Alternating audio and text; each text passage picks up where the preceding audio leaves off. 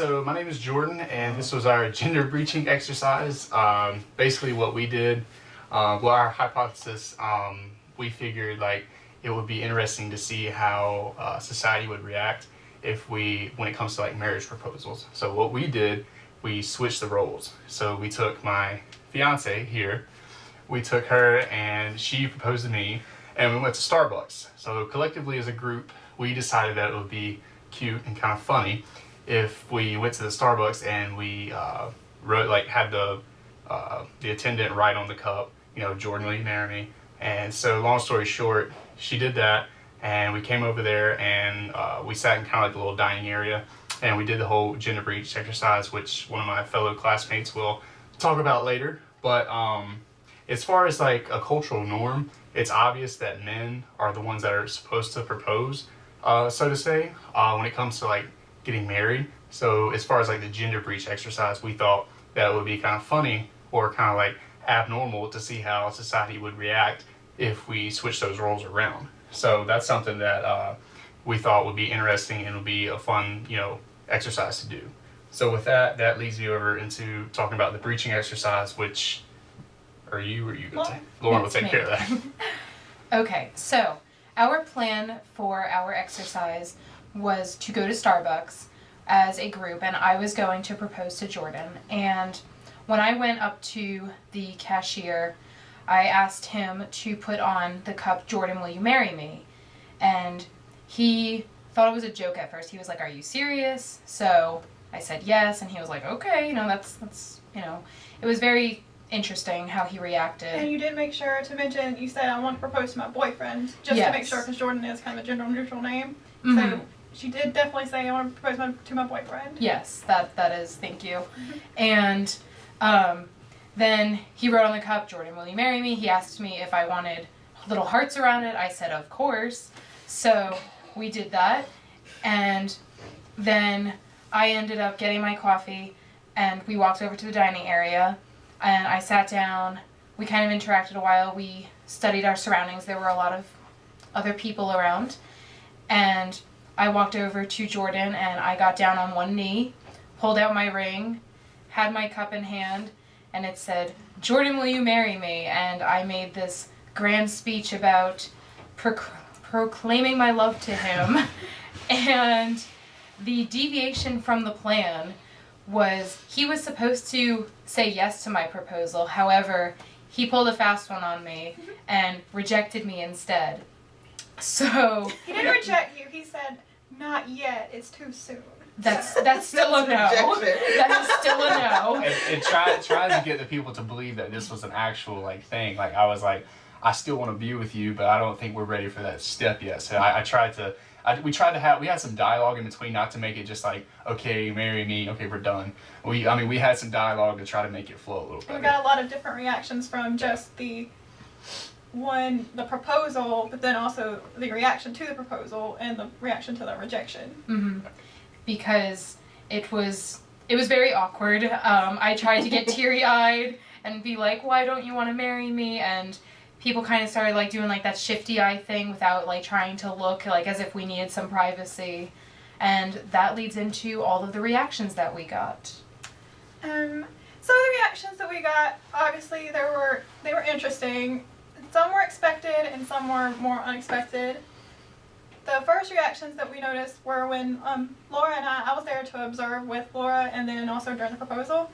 So during the actual plan for it, I was with Laura, and we went to the Starbucks line, and we were talking about oh, so what are you gonna write, and then everything. So the people in line around us heard us talking about the proposal, and the people around us seemed happy. I didn't see any negative reactions to that. They were smiling. And none of them seemed bothered by the idea of a woman proposing to a man, so I thought that was nice. But nobody commented on it. Nobody was like, "Oh, congratulations." Well, it was too soon to congratulate her, obviously, but no one said anything too positive about that. But it was also, I guess, they were minding their own business. It's good that they didn't congratulate me, because then that'd be even more awkward. Yeah. And then for the most surprising to me reaction, and it was in a good way, was the actual Starbucks employees. They were maybe shocked, surprised at first when she said, "I want to propose to my boyfriend."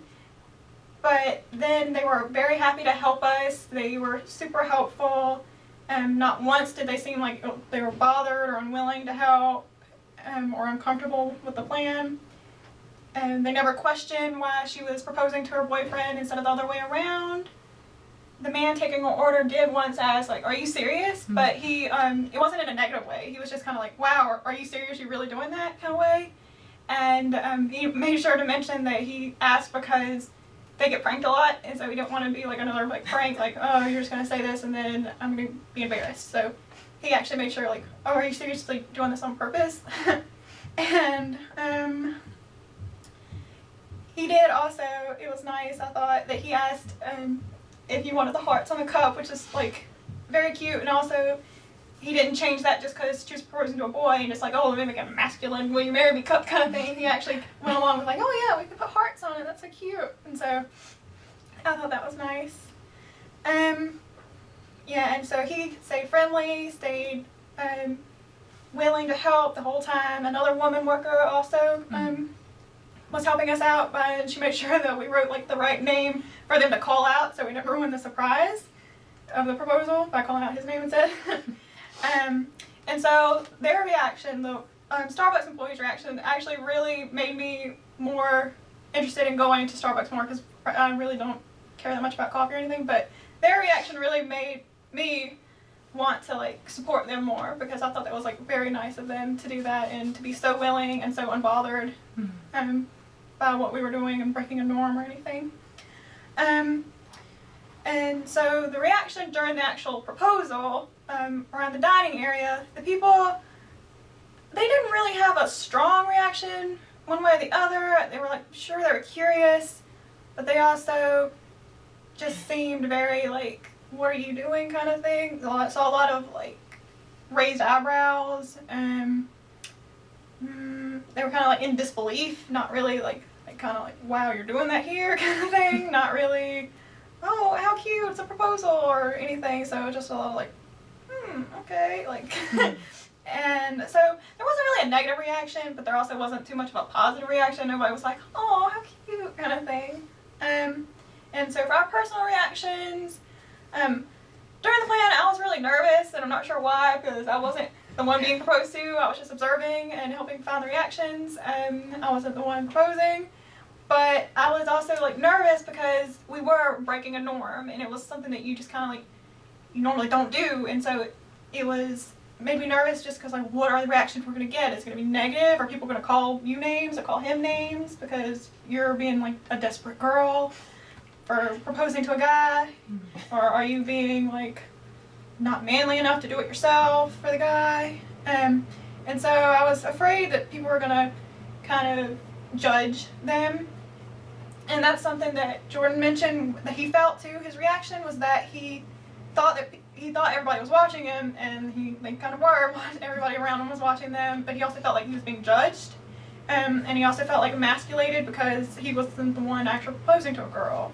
And so it should have been the other way around, and so people might have thought of him as less of a man, maybe. And that's really what led me to say no, because I was like, not only would it be like just rude or anything like that, but I was thinking like, if I said no, like that could somewhat give me a little bit of like masculinity back, because I was like when she was proposing to me, I felt like the eyes were just like on the Lord of the Rings, like the eye was just like watching me, and I felt like everybody's like piercing into me, like I kid you not, like it just felt like everybody's like watching me, and like there was a girl beside us, two behind us I knew for a fact, and I was just I could feel them saying "you jerk," all these other words I can't say that are not safe for work. But it's just I felt like I was being like judged so much. I was just like, which I mean I did it on purpose. Obviously, I said no to get a better reaction, for everyone to like observe and stuff like that. So, I mean, I felt like it was an experience, that's for sure. Laura, do you want to mention what the people's reaction were after he said no? I did notice one girl in the back, she looked kind of sympathetic, like, "Oh no," after he said no, but all the rest of them kind of just looked around. I don't know if they knew if it was real or not, because they looked kind of skeptical, but that's the only person I did notice that she was just like, "Oh no, that girl just got rejected." I don't know if she was reacting to the rejection or the fact that he was like, we can still be together. I don't know. It was just kind of awkward, and I felt awkward myself. You were feeling like that secondhand embarrassment. Yeah, I wanted to run away. It was too much. So, yeah. And what about you, Lauren? What was your reaction? I felt like, truthfully, like, I was super into it. Like, my adrenaline was pumping. I was super focused on, like, this proposal. And then when he rejected me, I just felt like my heart sank. Like, we're not even together. I felt so, like torn apart. I was like, wow, this is just super embarrassing. Like, that was truthfully the only time I felt embarrassed. But I don't believe that had anything to do with, like, my gender. I felt like that was more, like, a human nature thing of, like, wow, you just got rejected in front of this very large group of people. Right.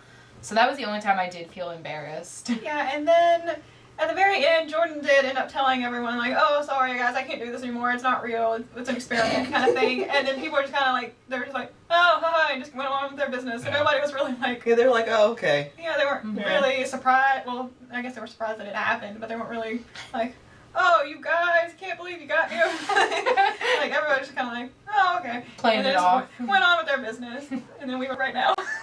Immediately. It's embarrassing. Yeah, I can never go back to that Starbucks really location, like, ever again. Get judged when you walk through the door. I went today, but Oh, did you? yeah. Nobody noticed, but it was like, okay. That's good. So, I mean, overall, what do you think? In conclusion, based off of the demographics of the people at this university and being a more liberal school, we didn't think that people would make a big deal about a woman proposing to a male. If we were to do this in a setting where there were maybe people of a different generation, older people, we think that they would kind of be upset that the woman had to propose to a man. That really plays into gender roles and how people of different generations were raised. They think it's the man's job to kind of take charge of the relationship and propose to the woman, and then that's kind of how the family dynamic proceeds throughout their lives together. So the male's role in the relationship is basically of the aggressor. He approaches the woman probably to initiate even dating. He may initiate going to the next step of a relationship. He may initiate the proposal and marriage, and it kind of flows throughout the entire relationship because the woman's role is basically to be passive. She's to accept the proposal. She's to accept her role as, I guess, a secondary person. And I think that goes even into the role of like the nuclear family and men in the workplace and everything like that. Women are told and conditioned not to take charge. Even though a lot of people could see that it's really empowering for a woman to want to propose to a man, I feel like I said earlier, depending on the age range, she could be seen as too aggressive. It could seem emasculating. Desperate, yeah. And luckily, I think that's changing a little bit. But if I were to see a real proposal of a woman proposing to a man, I'd be nervous for her. Not because I'm against the principle, but I just feel like you said there's more of a reason for her to be judged because it's just not a norm. Mm-hmm. Depends on the setting too. Mm-hmm. I think it does, but I feel like there's always a small percentage of people who are just like, no, don't do it. Yeah. Like that's his job. It goes against tradition. Yeah. But I think everybody in Starbucks took the experiment pretty well. Overall, I think that this was a pretty successful experiment. Nobody clearly outright objected. Nobody made a big deal about it. Everyone just kind of minded their business, but were definitely aware of what was going on. There were a lot of facial expressions, but nothing too dramatic. Overall, I think that younger generations are taking a step in the right direction towards breaking up those norms of just typical dating and relationship dynamics. So hopefully in the future, if a woman decides to propose to a man, people won't think it's odd or really think anything of it. They'll just say, oh, she really loves him. Congratulations. And they want to hopefully. get married. And they'll be happy for her. Thanks. you go. It's alright.